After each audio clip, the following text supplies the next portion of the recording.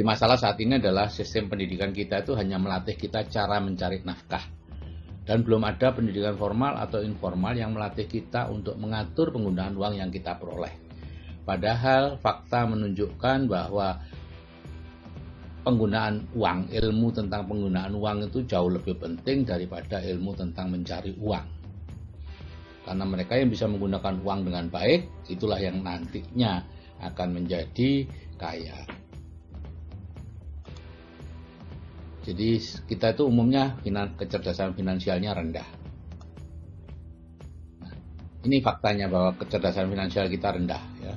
Ini setelah umur 65 tahun di Amerika Serikat seperti ini, hanya 1% yang kaya, 4% itu mandiri atau makmur, ya, bisa menganukan sendiri, sedangkan 5% masih harus bekerja, 36% meninggal, dan 54% hidupnya tergantung pihak lain, pada pemerintah, pada anak, pada yayasan, dan lain-lain. Kemudian fakta yang kedua, di Indonesia 80% profesional berpenghasilan besar akan jatuh miskin di usia tuanya. Ini penelitian dari majalah SWA tahun 80-an. Fakta yang ketiga, 90% penerima lotre besar, ini di Amerika, akan jatuh miskin 3 tahun setelah terima lotre. Yang dimaksud lotre besar itu di atas $200.000. Kalau sekarang ya sekitar 3 miliar. Nah, jadi cerdas keuangan itu apa? Yaitu mengerti 5 peraturan dasar keuangan, bisa membedakan aset dan beban, mengerti arus uang dan cash flow, mengetahui cara menggunakan uang, memahami penghasilan aktif dan pasif, dan mengetahui definisi kaya dan miskin. Nanti akan saya sampaikan satu persatu dengan cepat. Peraturan pertama, aset dan beban. Aset itu adalah segala sesuatu yang bisa memberi uang atau memasukkan uang ke kantong kita, itu disebut aset. Sedangkan beban adalah segala sesuatu yang membuat uang kita mengeluarkan uang. Seperti rumah yang kita tinggali, mobil yang kita pakai, itu beban. Meskipun rumah itu nanti harganya semakin lama semakin mahal, tapi tetap itu beban. Kalau aset seperti saham, real estate, bisnis, ternak, pokoknya menghasilkan, setiap bulannya menghasilkan. Bukan disimpan sesuatu yang disimpan dengan harapan nanti nilainya akan lebih besar, bukan seperti itu. Jadi seharusnya kita menaikkan aset, menekan beban.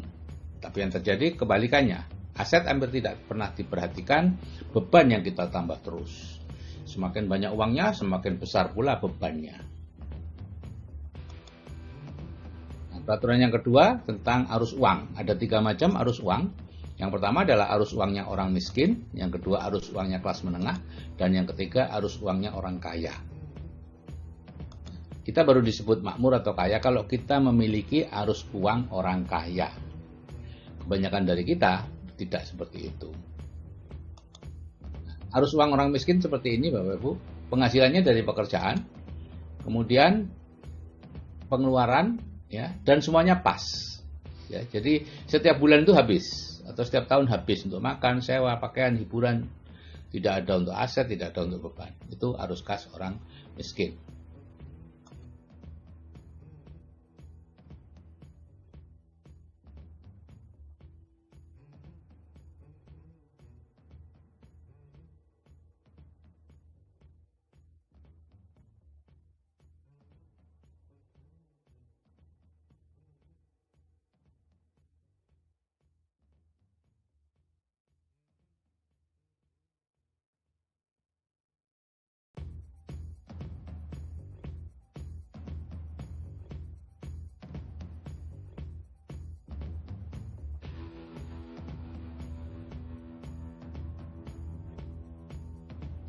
Kalau arus uang orang kaya, ciri khasnya adalah pemasukannya bukan dari pekerjaan, ya, tetapi dari hasil aset, saham, obligasi, real estate, bisnis yang dilakukan orang lain, ya, ternak dan lain-lain.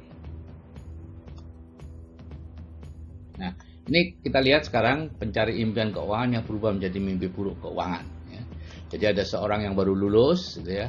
Kemudian bekerja, dari pekerja ada pemasukannya masih kecil, pengeluarannya kecil, ya, kemana-kemana naik ojek, naik angkot, gitu ya. Kemudian menikah dengan seorang gadis yang sama-sama bekerja, sehingga pemasukannya double. Nah, akhirnya apa? beli rumah kecil, nyicil ya, ada beban. Karena beban, maka pengeluarannya meningkat. Terus pas-pasan lagi ya, jadi harus kas orang miskin lagi, lama-lama stres, akhirnya si suami sekolah lagi atau istrinya sekolah lagi, atau kalau dokter spesialisasi. Nah setelah sekolah atau membangun bisnis lagi, bangun bisnis apa gitu ya, pemasukannya ya, mereka beli mobil dan lain-lain. Nah pemasukannya besar gitu ya, karena pemasukannya besar, apa yang terjadi? Rumah diperbesar, mobil diperbanyak, itu kan yang terjadi, bebannya besar, akibatnya pengeluarannya juga besar. Terus menerus seperti ini Bapak Ibu ya, yang terjadi. Aset sama sekali tidak diperhatikan. Ya. Sehingga orang ini seperti lari di atas treadmill yang disebut sebagai hedonic treadmill. Ya. Nafsu kita makin lama makin nambah terus. Ya. Tadinya cukup Avanza, merasa sudah pantas, terus naik jabatan jadi manajer atau jadi direktur, gak pantas lagi jadi naik Avanza, merasa pantasnya naik Innova. Terus menerus seperti itu, hanya kemewahan yang dikejar. Nah sekarang kenapa orang kaya tambah kaya? Ya, orang kaya awalnya juga bekerja sama seperti kita, cuman dari pemasukan itu dibelikan aset, bukan diberikan beban. Ya, misalnya beli ternak, beli apa, terserah aja. Dari aset nanti akan menghasilkan uang, ya. Dan pengeluaran atau bebannya diperkecil. Ya. Kita ngontrak rumah atau indekos, gitu ya. Teman saya yang sekarang miliarder, waktu bangun pabrik, dia awalnya tinggal di pabriknya situ, kemudian ngontrak. Padahal dia punya uang cash untuk kalau mau membeli rumah, tapi dia tidak mau melakukan. Nah dari aset itu menghasilkan pemasukan juga, ditambah dari pekerjaannya, menghasilkan lagi pemasukan yang baru, beli aset lagi yang lebih besar, memberi pemasukan yang lebih besar lagi, beli aset yang lebih besar lagi, terus menerus beli aset, sampai asetnya sangat besar, seperti ada pohon uang gitu, pemasukannya menjadi sangat besar. Maka kalau seperti ini sudah tidak perlu kerja, dan penghasilannya dari aset, sehingga dia sudah disebut orang kaya, dan makin lama akan makin kaya. Nah, ini keajaiban efek penggandaan Bapak Ibu. Jadi ada ceritanya, zaman dulu ada seorang kaisar Cina gitu, yang diberi papan catur, dipersembahkan papan catur oleh seorang tukang kayu. Kemudian karena bagus, tukang kayunya dipanggil, kamu minta apa? Nah, tukang kayu mengatakan, hamba minta sebutir beras. Diletakkan di kotak pertama, kemudian 2 butir di kotak yang kedua, 4 butir di kotak yang ketiga, 8 butir di kotak yang keempat, 16 butir di kotak yang ke-32 butir, dan seterusnya. Setiap pindah kotak dikalikan 2. Nah, kaisar sangat senang merasa mendapatkan catur dengan harga murah. Akhirnya dia nyuruh kokinya untuk mengambil beras, dan begitulah mulai ditaruh 1, 2, 4, 8, 16, 32, 64, 128 ya. Ada setumpuk beras kecil di situ, semuanya senang melihatnya gitu ya. Kemudian 256, 508, kemudian 1000, 2000, 4000 udah dikantongin kecil-kecil gitu. Lama-lama butuh kantong yang besar, dan akhirnya di stop oleh raja. Kemudian dicari ahli-ahli istana dan ditanyakan berapa beras yang dibutuhkan untuk mengisi 64 kotak itu. Kalau masing-masing kotak dikalikan 2. Hasilnya adalah seperti ini Bapak Ibu. Beras sebanyak 18 juta triliun butir beras. Itu adalah hasil beras di seluruh dunia dikalikan 10. Nah, akhirnya si pengrajin tadi diberi tanah yang luas dan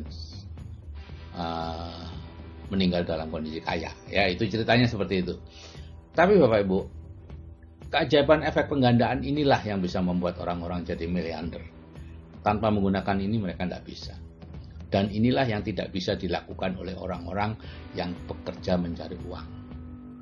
Mereka tidak melihat adanya keajaiban efek penggandaan. Ya, pemanfaatannya seperti ini, ya, bunga berbunga di perbankan, ya, investasi ternak, itu semuanya adalah ini. Terus kalau yang baru ya di networking. Ya.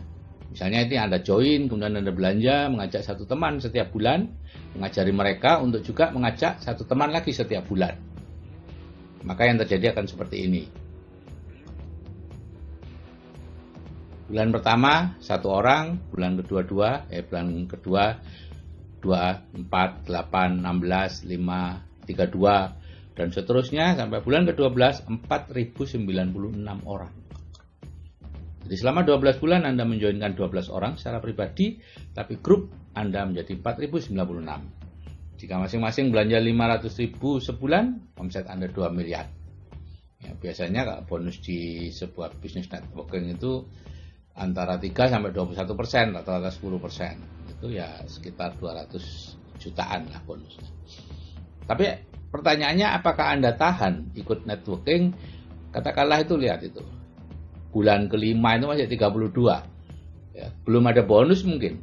Ya, bulan ke-6 mungkin juga masih belum ada bonus. Tahan enggak Anda terus mengerjakan dengan semangat yang sama meskipun bulan-bulan pertama tidak ada bonus? Itu rahasia dari bisnis networking.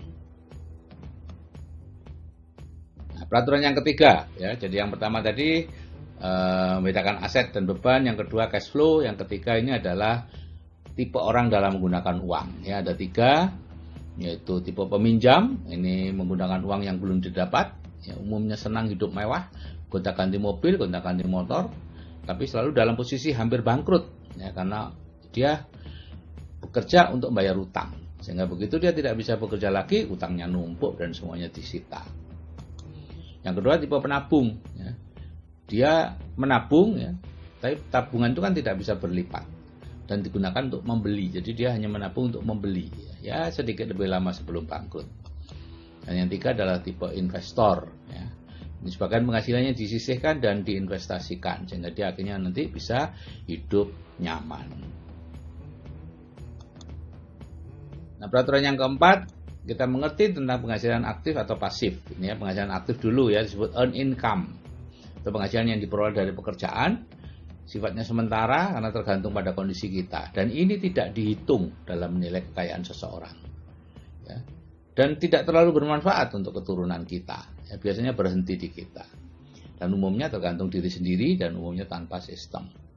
Dan ini sering disebut sebagai uang yang salah. Bapak Ibu, ketika saya membaca ini tahun 2000, waduh, saya marah, ya. Selama berapa tahun itu, 20 tahun saya bekerja keras, kok katanya mencari uang yang salah. Tapi lama-lama saya pikir, ya, saya marah kepada siapa? Ini kan ilmu pengetahuan yang dulu saya tidak tahu. Sekarang jadi tahu kok marah. Seperti itu. Ya, jadi ibaratnya seperti ini, memang betul uang yang salah. Karena ternyata semakin lama, semakin banyak itu semakin bebannya akan semakin diperbanyak. Saya terakhir hidup, wah, luar biasa mewahnya. Mobil 5, rumah dengan kolam renang besar. Itu mewah. Tapi itu saya bayar dengan uang yang saya peroleh dari praktek yang terus-menerus seperti itu. Nah, kalau penghasilan pasif itu disebut residual income. Berasal dari aset, sifatnya permanen, dan ini dihitung dalam menilai kekayaan seseorang. Tentu sangat bermanfaat untuk keturunan kita karena kita wariskan, ya. Umumnya melibatkan banyak orang dan ada sistem, dan ini sering disebut sebagai uang yang benar. Ya, karena ini Bapak Ibu, ya, kita beli kuda nih, makin lama kudanya makin banyak, dan kereta kita kan ditarik oleh kuda-kuda itu, sehingga kita tidak perlu lagi ngeret kereta seperti yang tadi, ya, yang makin lama bebannya makin berat. Donald Trump mengatakan setiap orang punya bakat meniru. Ya, selama ini bakat itu kita gunakan untuk meniru cara mendapatkan uang yang salah. Kalau bakat itu digunakan untuk meniru cara mencari uang yang benar, maka kehidupan yang luar biasa akan menantinya. Nah, grafik penghasilan aktif seperti ini Bapak Ibu, ya, naik terus suatu saat mendatar. Bapak Ibu yang usianya sudah 40 tahun di kantor belum mencapai puncak, ya sudahlah, nggak usah berharap mencapai puncak, ya, karena pihak kantor pun juga akan mencari yang lebih muda supaya bisa dibayar lebih murah, dan suatu saat pasti akan turun, entah pensiun, PHK, sakit, meninggal, ya. Kalau pensiun mungkin sisa 20%. Nah, jadi kita kerja mencari uang, kalau nggak kerja ya nggak dapat uang. Nah, kalau penghasilan pasif seperti ini, mula-mula kita tidak dapat uang karena kita sedang membangun aset. Tapi kemudian begitu aset sudah menghasilkan uang, naik terus. Jadi di sini kita kerja membangun aset, aset itulah yang menghasilkan uang, ya, seperti membangun pipa air gitu ya. Begitu pipa airnya jadi ya sudah, airnya mengalir terus. Aset akan menghasilkan uang terus meskipun nggak kerja. Saya sejak 17 Agustus 2005 saya sudah tidak bekerja lagi Bapak Ibu. Bekerja dalam arti mencari uang ya, tidak. Nah, ini ada 4 cara dalam mendapatkan penghasilan. Yang pertama adalah sebagai employee, itu kerja keras, tidak aman, tidak punya waktu gitu ya. Kedua sebagai self-employed, yaitu mandiri, kita kerja mandiri sebagai dokter, sebagai profesional, atau sebagai pedagang kecil ya. Kemudian sebagai business owner, pemilik bisnis bersistem, ada 3 macam, konglomerasi, waralaba, dan networking. Itu pekerjaannya mudah, stabil hasilnya, dan punya banyak waktu. Dan yang terakhir tentunya investor, ini tidak punya utang biasanya, kemudian uangnya berlebih, dan seterusnya gitu ya. Nah, 95% orang itu ada di sebelah kiri, itu disebut kuadran kiri ya, kuadran pegawai dan kuadran mandiri itu profesional, itu kuadran kiri. Tapi uang yang berada di kuadran kiri cuma 5%. Ya, yang sebelah kuadran kanan itu 5% orangnya di sana. Tapi 95% itu kekayaan ada di sana. Jadi hidupnya lebih santai Bapak Ibu. Saya selama 25 tahun bekerja ada di kiri dan 14 tahun terakhir ada di kanan. Dan terus terang saya tidak mau lagi menyeberang ke kiri, termasuk anak-anak saya harapkan ada di kanan terus.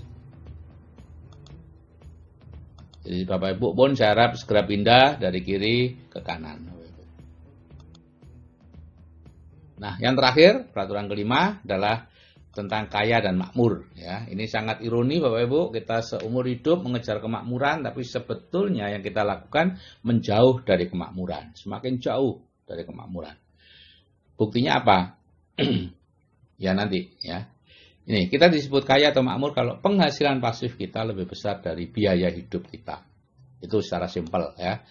Nah, kalau ingin lebih hitung-hitungan ya hitung indeks kemakmurannya, yaitu penghasilan pasif dibagi biaya hidup. Kalau indeks kemakmurannya lebih dari 1 itu makmur, indeks kemakmurannya jauh lebih besar dari 1 itu kaya. Nah, berani tidak Bapak Ibu menghitung indeks kemakmuran Bapak Ibu 15 tahun lalu, 10 tahun lalu, 5 tahun lalu, dan sekarang? Naik apa turun? Nah Bapak Ibu, saya indeks kemakmuran saya selalu turun, terus turun. Buktinya apa? Ya buktinya saya kerja semakin keras. Waktu dokter junior mungkin kerja nggak seberapa ya, seminggu 5 kali sore aja. Begitu dokter senior seminggu bisa 6 kali, bisa 6 hari 7 hari, pagi dan sore. Jam 5 pagi saya sudah praktek ya. Dan semakin lama semakin keras kerjanya. Nah, miskin itu sebetulnya tidak ada definisinya ya, karena hampir semua di agama manapun itu tidak ada miskin, yang ada cukup gitu ya. Semua dibelok-belokkan ya, bukan dibelokkan ya, tapi ya untuk mengapa ya, supaya kita selalu bersyukur sehingga tidak ada istilah miskin. Tapi secara keuangan tentu ada istilah miskin secara keuangan ya, dan itu berlawanan dengan kaya secara keuangan. Jadi miskin secara keuangan itu adalah mereka yang bekerja keras hanya untuk membayar gaya hidupnya yang mahal dan selalu ingin lebih dan lebih. Jadi kalau saya melihat ke jalan raya, melihat banyak mobil mewah dan lain-lain, saya percaya betul bahwa sebagian besar dari mereka adalah orang miskin secara keuangan. Hidupnya mungkin mewah, tapi itu harus ditebus dengan bekerja keras dan harus. Bukan karena suka, tapi karena harus. Jadi seperti ini Bapak Ibu, makin lama bebannya makin berat dan akhirnya ya suatu saat seperti itu. Jadi hati-hati Bapak Ibu, yang hidup mewah belum tentu kaya, yang hidup sederhana belum tentu miskin. Tapi kalau Bapak Ibu hidup mewah dengan penghasilan aktif, pasti miskin. Jadi penerapan kecerdasan finansial seperti ini, hilangkan kredit konsumtifnya, pertahankan tingkat kehidupannya, dan dapatkan penghasilan pasif. Oke Bapak Ibu, jadi seperti ini, bebannya sangat berat tadinya, dikurangi, kemudian cari kuda. Dan semakin lama